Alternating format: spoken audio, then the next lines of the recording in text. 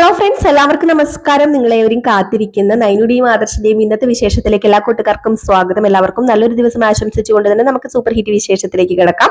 അപ്പൊ അതിനു മുമ്പായിട്ട് നമ്മുടെ ചാനൽ ഇഷ്ടപ്പെട്ട ലൈക്ക് ചെയ്ത് ഒന്ന് ഹൈപ്പ് ചെയ്തിട്ട് വീഡിയോ കാണാൻ വേണ്ടി ശ്രമിക്കണേ. അപ്പൊ നേരെ വിശേഷത്തിലേക്ക് തന്നെ കിടക്കുകയാണ്. തുടങ്ങുമ്പോൾ തന്നെ മാളവികയും ആദർശും കൂടി തമ്മിലുള്ള ഒരു സംഭാഷണം ആട്ടോ കാണിക്കുന്നത്. അങ്ങനെ നമ്മുടെ ആദർശ് പറയുന്നുണ്ട്, ഏതായാലും കാര്യങ്ങൾ ഇനി ഒത്തിരി വെച്ച് നീട്ടിക്കൊണ്ട് പോകണ്ട, എത്രയും പെട്ടെന്ന് നമുക്ക് കാര്യങ്ങളൊക്കെ എല്ലാം സെറ്റ് ആക്കണം, കണ്ടുപിടിച്ച എല്ലാ കാര്യങ്ങളും നമുക്ക് കണ്ടുപിടിച്ച് എത്രയും പെട്ടെന്ന് തന്നെ, അതായത് നയനയുടെ പ്രസവത്തിന് മുമ്പ് തന്നെ എല്ലാ കാര്യങ്ങളും കണ്ടുപിടിച്ച് ഒരു നീക്കുപോക്ക് ഉണ്ടാക്കണം എന്ന് പറയുമ്പോഴത്തേക്കും ശ്രമിക്കാം. പിന്നെ ഈ ഡേവിഡ് എന്ന് പറയുന്ന ഒരാള് ഈ എന്താ പറയാ, ഈ ഒരു സ്വർണ്ണപ്പണിയിലും അതുപോലെ തന്നെ ഈ ഒരു ജൂവലറിയിലും ഒക്കെ വലിയ അറിവില്ലാത്ത ആളായിരിക്കാം. പക്ഷെ ബിസിനസിന്റെ കാര്യത്തിൽ പുള്ളി ബ്രില്യന്റ് തന്നെയാണ്. അപ്പൊ അതുകൊണ്ട് ഒന്നും വിട്ടങ്ങോട്ട് പറയുന്നില്ല. ഏതായാലും നമുക്ക് നോക്കാം, ആദർശമായിട്ടാ ശ്രമിക്കാം എന്ന് നമ്മുടെ മാളവികയും പറയുന്നുണ്ട്. അപ്പൊ ഫോണൊക്കെ വെച്ചു കേട്ടോ. ഫോണൊക്കെ വെച്ച് കഴിഞ്ഞപ്പോഴത്തേക്കും നമ്മുടെ നയനയും ആദർശും കൂടി തമ്മിൽ സംസാരിക്കുകയാണ്. അതും ഇതിനെക്കുറിച്ച് തന്നെയാണ് സംസാരിക്കുന്നത്. അപ്പം നയനയ്ക്ക് ആദർശ് ഉറപ്പ് കൊടുക്കുന്നുണ്ട്, നമ്മുടെ പ്രസവം ഇനിയിപ്പം അനന്തപുരി തറവാട്ടിൽ തന്നെ ആയിരിക്കും. അതിനു മുമ്പ് എന്തെങ്കിലും ഒരു തീരുമാനം ഉണ്ടാക്കണം നയനെ. നമ്മൾ അതിനുവേണ്ടിയുള്ള പ്രയത്നത്തിലാണല്ലോ. കിരണും കല്യാണിയൊക്കെ നമ്മുടെ കൂട്ടത്തിലുണ്ടല്ലോ. ആ ഒരു വിശ്വാസം ഉള്ളത് കൊണ്ട് തന്നെ വളരെ നല്ല രീതിയിൽ തന്നെ നമുക്ക് കാര്യങ്ങളൊക്കെ തെളിയിക്കാൻ പറ്റും. ഇതിന് പിന്നിലൊരു മാഫിയ തന്നെയുണ്ട്. അപ്പം അവരെ നമുക്ക് വെളിയിൽ കൊണ്ടുവരണം എന്ന് തന്നെയാണ് നമ്മുടെ നയനയോട് പറയുന്നത്. അപ്പം ഇവര് ഓഫീസിലാണ് കേട്ടോ. പിന്നെ ഇപ്പൊ ഇവര് ഓഫീസിലത്തെ ഒരു സീനാണ് കാണിക്കുന്നത്. ഓഫീസിലല്ല, സോറി, വീട്ടിൽ തന്നെയാണ്. വീട്ടിൽ തന്നെ. അപ്പൊ നമ്മുടെ ദാമു ഉണ്ടല്ലോ. അപ്പം നയനയ്ക്ക് ഒരു ഹോം നേഴ്സിനെ ആവശ്യമുണ്ട് എന്ന് ആദർശ് പറഞ്ഞായിരുന്നു. അപ്പൊ അത് പ്രകാരം ഒരു ഹോം നേഴ്സിനെ കൊണ്ടുവരികയാണ്. അപ്പൊ ഇതാണ് ഹോം നേഴ്സ് എന്ന് പറയുന്നത്, പരിചയപ്പെടുത്തുന്നു. അപ്പൊ പുള്ളിക്കാരി കുറച്ച് എന്താ പറയാ, നല്ല എക്സ്പീരിയൻസ് ഉള്ള ഒരാളാണെന്നും വിശ്വസിക്കാൻ പറ്റിയ ആളാണെന്നും ഒക്കെ പറയുന്നുണ്ട്. അപ്പം ആ പുള്ളിക്കാരിയോട് കാര്യങ്ങളൊക്കെ ചോദിക്കുകയാണ് നമ്മുടെ ആദർശ്. എങ്ങനെയാണ് ഈ ഒരു ഫീൽഡിൽ എങ്ങനെയാണെന്ന് ചോദിക്കുമ്പോൾ, എനിക്ക് 10-25 വർഷത്തെ എക്സ്പീരിയൻസ് ഉണ്ട് സാറേ. പിന്നെ മൂർത്തീസ് ജ്വല്ലറിയുടെ MD ആയ ആദർശിന്റെ ഭാര്യയാണെന്ന് കേട്ടപ്പോ തന്നെ സത്യം പറഞ്ഞു കഴിഞ്ഞിട്ടുണ്ടെങ്കിൽ ഞാൻ ഒന്നും നോക്കിയില്ല. എനിക്ക് വലിയൊരു താല്പര്യം തോന്നി. വേറെ ഒന്നും എനിക്ക് അറിയണ്ടായിരുന്നു. ഞാൻ ഇറങ്ങി പുറപ്പെടുക തന്നെ ആയിരുന്നു. ഇവിടെ ഒരാളെ നോക്കാൻ പോവുക എന്നുള്ളതല്ലല്ലോ, അത് ആരാണ് എന്നുള്ളതാണ് എനിക്ക് ഇമ്പോർട്ടൻസ്. പിന്നെ എനിക്ക് കുറച്ച് കാര്യങ്ങളൊക്കെ ഉണ്ട്, അതൊക്കെ സ്ട്രിക്റ്റ് ആണ് സാറേ, അതനുസരിച്ച് മേഡം എല്ലാത്തിനും നിന്ന് തരണം എന്നൊക്കെ ഇങ്ങനെ പറയുന്നുണ്ട്. അപ്പോഴത്തേക്കും നമ്മുടെ നയനി ഇങ്ങനെ ചിരിക്കുന്നുണ്ട്. പക്ഷെ ഇവർക്ക് ഒത്തിരി വിശ്വാസമൊന്നും ഇല്ല കേട്ടോ. നമ്മുടെ ആദർശ് ചോദിക്കുന്നുണ്ട്, എടുത്തെടുത്ത് ദാമുനോട് ചോദിക്കുന്നുണ്ട്, വിശ്വസിക്കാൻ കൊള്ളാവുന്ന ആള് തന്നെയാണോ, വിശ്വസിക്കാൻ പറ്റുമോ, നമുക്ക് വിശ്വസിക്കാൻ കൊള്ളാമോ. അപ്പൊ ഉറപ്പായിട്ടും വിശ്വസിക്കാം, പൂർണ്ണമായിട്ട് നമുക്ക് വിശ്വസിക്കാവുന്ന ഒരാളിനെ തന്നെയാണ് ഞാൻ തേടിപ്പിടിച്ച് കണ്ടെത്തി ഇപ്പൊ കൊണ്ടുവന്ന് തന്നിരിക്കുന്നത്. പിന്നെ നമ്മളിങ്ങനെ വിശ്വാസക്കേടാണ് എന്നൊക്കെ അറിഞ്ഞു കഴിഞ്ഞാൽ ചിലപ്പോൾ ആ സ്ത്രീ നിൽക്കണം എന്നൊന്നും ഇല്ലാന്ന് പറയും. ഇപ്പൊ നയനയ്ക്ക് പിന്നെ പെട്ടെന്ന് ഒരാളെ കണ്ടാലും മനസ്സിലാക്കാനുള്ള കഴിവുണ്ട്. അവർക്ക് അതിനുള്ള കഴിവുള്ളത് കൊണ്ട് 1-2 ദിവസം കൊണ്ട് തന്നെ പുള്ളിക്കാരി ആത്മാർത്ഥമായിട്ടുള്ള ഒരാളാണോ, ജെനുവിൻ ആണോ എന്ന് അറിയാനായിട്ട് സാധിക്കും എന്ന് ആദർശ് പറയുമ്പോഴേക്കും തന്നെ പെട്ടെന്ന് ഈ ദാമ ഒരു കാര്യം ചിന്തിക്കുക. ആ ചിന്തിക്കുന്ന കാര്യത്തിലേക്കാണ് പിന്നെ സീൻ പോകുന്നത്. വേറൊന്നുമല്ല, മൂർത്തിയാണ് ഈ പറയുന്ന നമ്മുടെ സെർവന്റിനെ, ഹോം നേഴ്സിനെ ഏർപ്പാടാക്കിയിരിക്കുന്നത്. അങ്ങനെ മൂർത്തി ആ സ്ത്രീയുടെ വീട്ടിൽ പോയി. കാരണം മൂർത്തിക്ക് ഒരു കാര്യം ചെയ്യുമ്പോൾ പെർഫെക്റ്റ് ആയിട്ട് ചെയ്യണം. അത് പ്രത്യേകിച്ച് നമ്മുടെ നയനയ്ക്ക് വേണ്ടി. അപ്പൊ അതുകൊണ്ട് തന്നെ ഒരാളെ അന്വേഷിക്കുന്നുണ്ട് ആദർശ എന്ന് വളരെ വ്യക്തമായിട്ട് അറിയാവുന്നത് കൊണ്ടാണ് മൂർത്തി തന്നെ ഈ സ്ത്രീയെ പോയി കണ്ട്, ഈ സ്ത്രീയുടെ എക്സ്പീരിയൻസും അതുപോലെ മുൻപരിചയൊക്കെ ഉള്ള ഒരു ആളാണ് ഈ സ്ത്രീ. അപ്പൊ അതുകൊണ്ട് തന്നെ ഈ സ്ത്രീയെ ഏർപ്പാടാക്കാൻ വേണ്ടി നമ്മുടെ മൂർത്തിയാണ് മുൻകൈ എടുത്തത്. അങ്ങനെ മൂർത്തി എത്ര രൂപ വേണമെങ്കിലും തരാം, പിന്നെ ആദർശം അവിടെ നിന്ന് ഒരു തുക തരൂലോ, അതിന്റെ പുറമെ എത്ര രൂപ വേണമെങ്കിലും തരാം, നയനയുടെ കാര്യങ്ങൾ നീറ്റ് ആൻഡ് ക്ലീൻ ആയിരിക്കണം, എല്ലാ കാര്യങ്ങളും ശ്രദ്ധിച്ച് നല്ല രീതിയിൽ തന്നെ നോക്കണം എന്നൊക്കെ പറഞ്ഞ് ഈ സ്ത്രീയെ പറഞ്ഞേൽപ്പിക്കുന്ന ഒരു സീനാണ് കാണിക്കുന്നത്. അപ്പം ദാമും കൂടെ ഉണ്ട് കേട്ടോ. അപ്പം ദാമുവിനോട് നമ്മുടെ മുത്തശ്ശൻ പറയുന്നുണ്ട്, ഒരിക്കലും ഞാനാണ് ഈ സ്ത്രീയെ കണ്ടുപിടിച്ച് തന്നത് എന്ന് ആരും അറിയാൻ പാടില്ല. എനിക്ക് എന്റെ നയനമോളുടെ കാര്യത്തിൽ അത്രയ്ക്കും ഒരു ഇത് വേണം, വിശ്വാസമുള്ള ഒരാളെ തന്നെ എനിക്ക് നയനയെ നോക്കാൻ ഏൽപ്പിക്കണം. അപ്പൊ അതുകൊണ്ടാണ് ഞാൻ ഇത്ര റിസ്ക് എടുത്തിട്ടാണെങ്കിലും ഈ സ്ത്രീയെ കൂട്ടിക്കൊണ്ട് വന്നെന്ന് പറഞ്ഞപ്പോഴത്തേക്ക് ആ സ്ത്രീ തന്നെ പറയുന്നുണ്ട്, ഞാൻ പറഞ്ഞായിരുന്നു മൂർത്തി സാറിനോട് ഞാൻ അങ്ങോട്ടേക്ക് വന്നേക്കാന്ന്, പക്ഷെ രാവിലെ വീട്ടിലേക്ക് വന്ന് തന്നെ എന്നെ കണ്ടു. ഏതായാലും ഒരുപാട് നന്ദിയുണ്ട് സാറേ, എന്റെ ഭർത്താവിന്റെ കാര്യങ്ങളെല്ലാം നടത്തി തന്നത് സാറാണ്. ഒരുപാട് എന്റെ ഭർത്താവിന്റെ അസുഖത്തിന് കൊണ്ട് ഒരുപാട് തുകയൊക്കെ സാറ് ചെലവാക്കിയിട്ടുണ്ടല്ലോ. അപ്പൊ അതുകൊണ്ട് തന്നെ ഒരുപാട് നന്ദിയുണ്ട്. ഇനിയിപ്പോ സാർ എപ്പോ വിളിച്ചാലും എവിടെ വിളിച്ചാലും ഞാൻ വരാൻ വില്ലിങ് തന്നെ ആയിരുന്നു എന്നുള്ള രീതിയിലാണ് ഇപ്പൊ പുള്ളിക്കാരി സംസാരിക്കുന്നത്. അപ്പം വിശ്വസിക്കാം, നമുക്ക് മൂർത്തി സാറും കൂടെ കണ്ടെത്തിയ ഒരു സ്ത്രീ ആയതുകൊണ്ട് പൂർണ്ണമായിട്ട് വിശ്വസിക്കാം. അപ്പം ദാമു ഇത്രയും കാര്യം ഓർത്തതാണ് കേട്ടോ നമ്മുടെ നയനയുടെയും ആദർശിന്റെയും മുമ്പിൽ നിന്ന്. അപ്പൊ പെട്ടെന്ന് ആദർശ് ചോദിച്ചു, ഇത് എന്ത് പറ്റി? ദാമു വിശ്വാസത്തിന്റെ കാര്യമൊക്കെ പറഞ്ഞപ്പോ പെട്ടെന്നൊന്ന് ചിന്തിക്കുന്നതെന്ന് ചോദിച്ചപ്പോ, ഒന്നുമില്ല സാറേ, ഞാൻ പറഞ്ഞല്ലോ വിശ്വാസം നമുക്കില്ല എന്ന് ആ സ്ത്രീ കണ്ടു കഴിഞ്ഞിട്ടുണ്ടെങ്കിൽ അവര് ചിലപ്പോൾ നിൽക്കാൻ പോലും ചാൻസ് ഇല്ല, അതുകൊണ്ടാന്ന് പോയപ്പോ അതുകൊണ്ടൊന്നും പേടിക്കൊന്നും വേണ്ട. വിശ്വാസം അത് നമുക്കുണ്ടാകുന്നതല്ലേ. ഒരാളെ പരിചയപ്പെടുമ്പോൾ നമുക്ക് വിശ്വാസം ഉണ്ടാകൂലെന്ന് നമുക്കറിയാലോ. അല്ലാതെ ആ സ്ത്രീ ഒറ്റ നോട്ടത്തിലൊന്നും കണ്ടു കഴിഞ്ഞിട്ടുണ്ടെങ്കിൽ നമുക്ക് മനസ്സിലാവത്തില്ലല്ലോ. അപ്പൊ അതുകൊണ്ടാണ് ഞാൻ അങ്ങനെ പറഞ്ഞത്. ഏതായാലും നയനെ അത് ചെയ്തോളും, അതിനനുസരിച്ചുള്ള കാര്യങ്ങളൊക്കെ നയനെ ചെയ്തോളും. അവക്കറിയാൻ ചെയ്യാനായിട്ട്, അവളെല്ലാം നോക്കിക്കണ്ട് ചെയ്തോളും. 1-2 ദിവസം കൊണ്ട് അവക്ക് മനസ്സിലാകും ഈ സ്ത്രീ ജെനുവിൻ ആണോ ഇല്ലയോ എന്ന് മനസ്സിലാകും.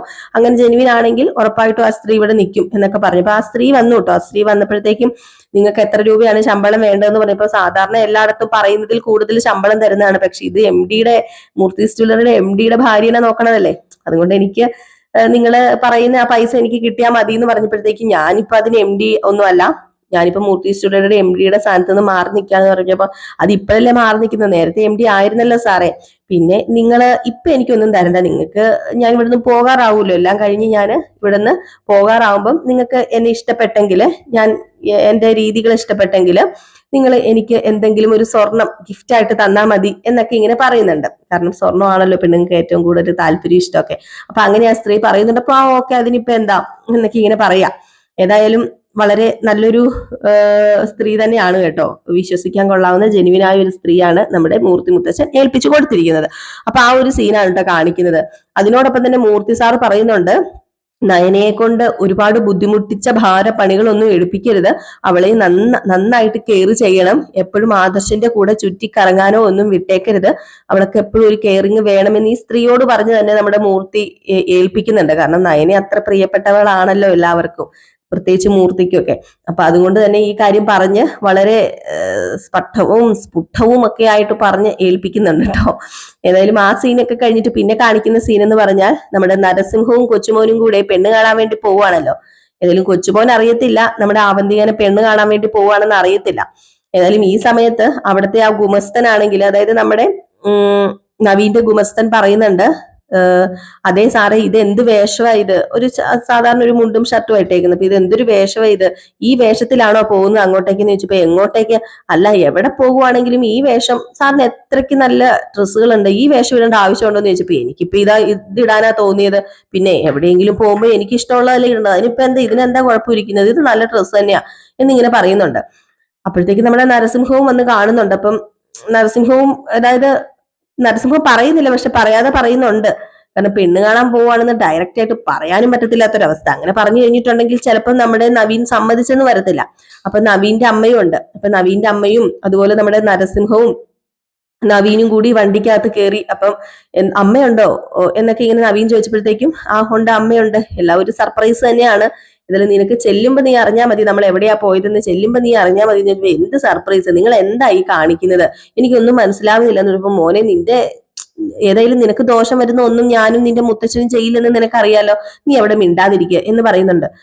ഏതായാലും നമ്മുടെ നവീന്റെ അമ്മയ്ക്ക് ഒരു നാടൻ പെൺകുട്ടിയെ, ഒരു അടക്കം ഒതുക്കമുള്ള ഒരു പെൺകുട്ടിയായിരിക്കണം. നാടൻ പെൺകുട്ടി അല്ലെങ്കിലും കുറച്ച് എന്താ പറയാ, ആ ഒരു ക്ഷമയും കാര്യങ്ങളൊക്കെ ഉള്ള ഒരു പെൺകുട്ടി ആയിരിക്കണം. നന്ദുവിനെ പോലെ ഒരാളെ ഒരിക്കലും ആഗ്രഹിക്കുന്നില്ല. ഒരു പോലീസുകാരി വിവാഹം കഴിക്കുന്നതേ ഇഷ്ടമല്ല പുള്ളിക്കാരിക്ക്. അപ്പൊ അവന്തിക ഓക്കെ ആണെന്ന് പുള്ളിക്കാരിക്ക് മനസ്സിലായത് കൊണ്ടാണ്, പുള്ളിക്കാരിക്ക് ആ ഒരു ഇഷ്ടം തോന്നിയത് കൊണ്ടാണ് നേരെ അവന്തികനെ പെണ്ണ് കാണാനായിട്ട് അങ്ങോട്ട് പോകുന്നത്. അങ്ങനെ അനന്തമൂർത്തി അല്ലല്ലോ, സോറി, നമ്മുടെ പെട്ടെന്ന് നമ്മുടെ കുടുംബത്തിന്റെ പേരും മറന്നുപോയി. അനന്തപുരി തറവാടിന്റെ ഫ്രണ്ടില് ചെന്ന് വണ്ടി നിർത്തിയപ്പോ, ഇങ്ങോട്ടായിരുന്നോ എന്നിങ്ങനെ ചോദിച്ചപ്പോഴത്തേക്കും അതെ ഇങ്ങോട്ടേക്കായിരുന്നു. പിന്നെ എന്താ എന്നോട് പറയാതിരുന്നത്, ഇപ്പോ ഇങ്ങോട്ടേക്കായിരുന്നെങ്കിൽ എന്നോട് പറയത്തില്ലായിരുന്നോ, ഇതിപ്പോ എന്താ ചുമ്മാ വെറുതെ ഞാൻ ഓർത്തു എന്ന് വെച്ചപ്പോ, നീ എന്താ ഓർത്തത്, അല്ല ഞാൻ ഇവിടേക്കാണെങ്കിൽ പറയാതിരിക്കേണ്ട കാരണമൊന്നും ഇല്ലല്ലോ എന്ന് പറഞ്ഞപ്പോ, പറയാതിരിക്കേണ്ട കാരണമുണ്ട്, പറയാതിരിക്കാനുള്ള കാരണമുണ്ട്, അതുകൊണ്ടാണ് ഇങ്ങോട്ടേക്ക് വന്നപ്പോ നിന്നോട് പറയാതിരുന്നത് എന്ന് പറഞ്ഞിട്ട് ഇവര് നേരെ അകത്തേക്ക് ഇറങ്ങി ചെല്ലാണ്. അപ്പോൾ അവിടെ ചെന്ന് കഴിഞ്ഞപ്പോ എല്ലാവരും ഉണ്ട് കേട്ടോ, നമ്മുടെ അജയനും ജയനും ജാനകിയും എല്ലാവരും ഉണ്ട്, ദേവയാനിയും മുത്തച്ഛനും മുത്തച്ഛയൊക്കെ എല്ലാവരും ഉണ്ട്. അപ്പൊ ഇവരെ സ്വീകരിച്ച് അകത്ത് കയറ്റി ഇരുത്തുകയാണ്. ആകെ മൊത്തത്തിൽ ഒരു പന്തികേട് തോന്നുന്നുണ്ട് നമ്മുടെ നവീൻ, എന്തോ ഒരു ചെറിയൊരു പന്തികേട് തോന്നുന്നുണ്ട്. അപ്പം വരുന്ന കാര്യം എല്ലാവരും അറിഞ്ഞായിരുന്നു എന്ന് ചോദിച്ചപ്പോ എല്ലാവരും അറിഞ്ഞായിരുന്നു, വരുന്ന കാര്യം എല്ലാവരും അറിഞ്ഞായിരുന്നു എന്നിങ്ങനെ പറയാം. അപ്പൊ നവീൻ തന്നെ ചോദിച്ചു, ഞങ്ങൾ വരുന്ന കാര്യം എല്ലാവരും അറിഞ്ഞായിരുന്നു ചോദിച്ചപ്പോ, അതെ ഞങ്ങൾ നേരത്തെ അങ്ങോട്ടും ഇങ്ങോട്ട് വിളിച്ച് പറഞ്ഞായിരുന്നു, എന്നിട്ടാണല്ലോ ഇങ്ങോട്ടേക്ക് വന്നത്. ഓഹോ, അപ്പൊ എല്ലാവരും അറിഞ്ഞുകൊണ്ടാണല്ലേ, ഞാൻ മാത്രമേ ഇതിൽ അറിയാത്തേ ഉള്ളൂ എന്നുള്ള രീതിയിൽ സംസാരിച്ചപ്പോൾ നമ്മുടെ മൂർത്തി ഒന്ന് നോക്കുകയാണ് നരസിംഹത്തിനെ. അപ്പൊ നരസിംഹം, അതെ ഇയാളോട് ഞാൻ ഒന്നും പറഞ്ഞിട്ടില്ലെന്നേ, ഇയാൾ ഒരു സ്ഥലത്തേക്ക് പോകുകയാണെന്നല്ലാതെ ഇയാളോടൊന്നും പറയാനും നിന്നിട്ടില്ല എന്നിങ്ങനെ പറയാം. കാര്യം പറഞ്ഞു കഴിഞ്ഞാൽ ചിലപ്പോൾ ഇങ്ങോട്ടേക്ക് വന്നില്ലെന്നിരിക്കും, അതുകൊണ്ട് ഞാൻ എത്തിയിട്ട് പറയാന്ന് കരുതിയതാ എന്നിങ്ങനെ പറഞ്ഞു. ഈ ഒരു സമയത്താണെങ്കിൽ നമ്മുടെ ജലജ കയറി വരികയാണ് കേട്ടോ. അപ്പം ജലജ വരുന്നുണ്ട്. അപ്പൊ ജലജയോട് നമ്മുടെ മൂർത്തി പറഞ്ഞു, അതെ നിന്റെ മോളോട് ഇങ്ങോട്ടേക്ക് വരാൻ പറ. അല്ല അവൾ ഒരുങ്ങിയൊക്കെ നിൽക്കുകയാണോ? അത് പിന്നെ അവള് പുറത്തേക്ക് പോകാൻ വേണ്ടി ഒരുങ്ങുമായിരുന്നു. എന്നാ പിന്നെ ധൈര്യമായിട്ട് ഇങ്ങോട്ട് കൂട്ടിക്കൊണ്ട് വാ ജലജ നിന്റെ മോളേന്ന്. അങ്ങനെ ജലജ മോളെ കൂട്ടിക്കൊണ്ട് വരാൻ വേണ്ടി അകത്തേക്ക് കയറി പോവാ. അപ്പൊ നമ്മുടെ ജയം പറയുന്നുണ്ട്, അച്ഛ ഇത് പെണ്ണ് കാണൽ ചടങ്ങ് വല്ലതും ആണോ? എന്താ പെണ്ണുകാണൽ ചടങ്ങാകാൻ പാടില്ലേ? അല്ല, എന്നിട്ട് അതേപ്പറ്റി ഞങ്ങളോട് പറഞ്ഞില്ലല്ലോ, ഇവര് വരിക എന്നല്ലേ പറഞ്ഞുള്ളൂ. പെണ്ണ് കാണാൻ വന്ന പയ്യനോട് അവന്റെ അമ്മയും മുത്തച്ഛനും ഒന്നും പറഞ്ഞിട്ടില്ലെന്നാ പറഞ്ഞത്. പിന്നെ നിങ്ങളോട് പറയാത്തതിന് എന്തിനാ നിങ്ങൾ പരാതി പറയുന്നത്? അത് കൊള്ളാലോ എന്ന്. അപ്പോഴത്തേക്കും തന്നെ നമ്മുടെ നവീന് കാര്യം പിടികിട്ടി, പെണ്ണ് കാണാൻ വേണ്ടി തന്നെ കൊണ്ടുവന്നതാണ്. വലിയ കാര്യമായിട്ട് ഇഷ്ടപ്പെട്ടൊന്നുമില്ല, മുഖം കാണുമ്പോ തന്നെ നമുക്ക് മനസ്സിലാവും. അപ്പോഴത്തേക്ക് നമ്മുടെ അനന്തപൂർത്തി പറഞ്ഞു, നവീനോട് കാര്യം നിങ്ങൾക്ക് പറയത്തില്ലായിരുന്നു, മോൻ ആകെ അപ്സെറ്റ് ആണല്ലോ. അപ്പൊ നവീൻ പറഞ്ഞു, അതെ അതെ, ആരും എന്നോടൊന്നും പറഞ്ഞില്ല, ഒരു സൂചന പോലും തന്നില്ല. എന്നോട് പറയത്തില്ലായിരുന്നോ? അല്ല, പോലീസുകാരെയും വക്കീലന്മാരെയും മതി എന്ന് പറഞ്ഞോണ്ടാ ഇവൻ നടക്കുന്നത്. തൻ്റെ ഉള്ള കുട്ടികളെ, അത്ര തൻ്റെ ഉള്ള കുട്ടികളെ ഇവൻ കെട്ടുന്നതിനോട് എനിക്ക് വലിയ യോജിപ്പൊന്നും ഇല്ലാന്ന് നമ്മുടെ നവീന്റെ അമ്മ പറഞ്ഞു.